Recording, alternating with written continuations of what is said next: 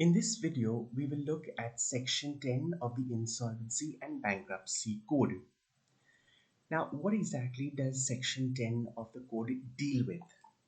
It talks about the initiation of corporate insolvency resolution process by corporate applicant. Section 10 subsection 1 states that where a corporate debtor has committed a default, a corporate applicant thereof may file an application for initiating corporate insolvency resolution process with the adjudicating authority. So, Section 10(1) states that where the corporate debtor has committed a default, a corporate applicant thereof would be the corporate debtor or anyone in charge of the corporate debtor. That person may file an application to the NCLT for corporate insolvency resolution process initiation. Section 5, subsection 5 gives us the definition of corporate applicant. Corporate applicant means a corporate debtor or member or partner of the corporate debtor under the constitutional document of the corporate debtor. 3, an individual who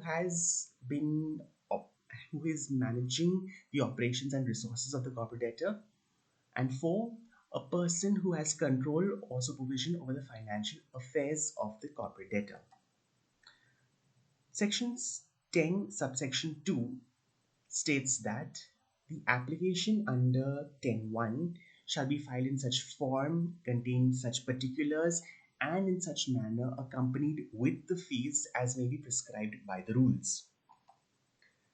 Section 10 subsection 3 states that the corporate applicant shall file along with the application the following documents. Number 1, the books of accounts and other documents relating to such period as may be specified.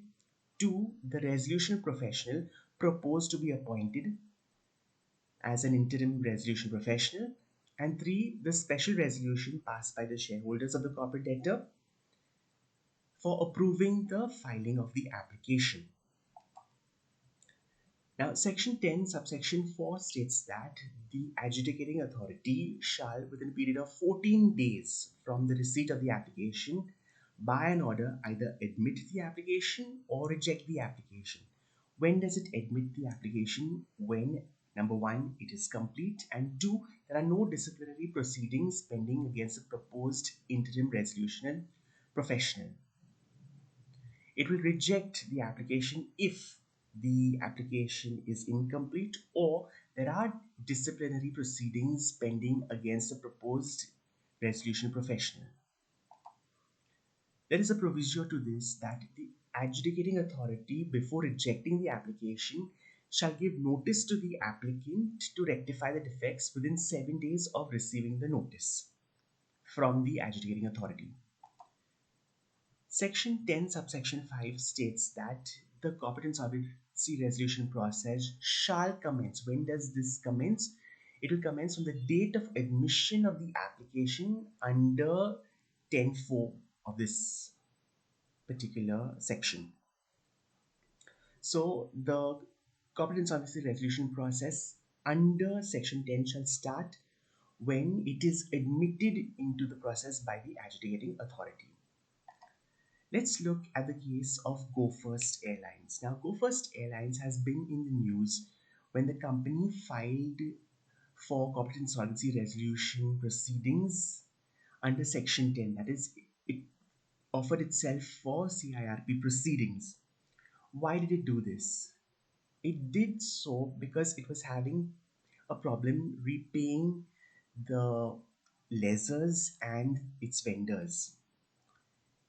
In this application, it also sought a stay, rather, it sought an interim moratorium to prevent the lessors from taking over its aircraft. It states that if it doesn't have any aircraft, then it will go bankrupt, and therefore it has asked for an order for imposing an interim moratorium. Now, why exactly is this company wanting this moratorium? It has a debt of 3,800 odd crores to service. Now, according to it, It cannot service its debt because Pratt and Whitney, the engine provider, is not providing them with the engines, as a result of which more than half of fleet is grounded.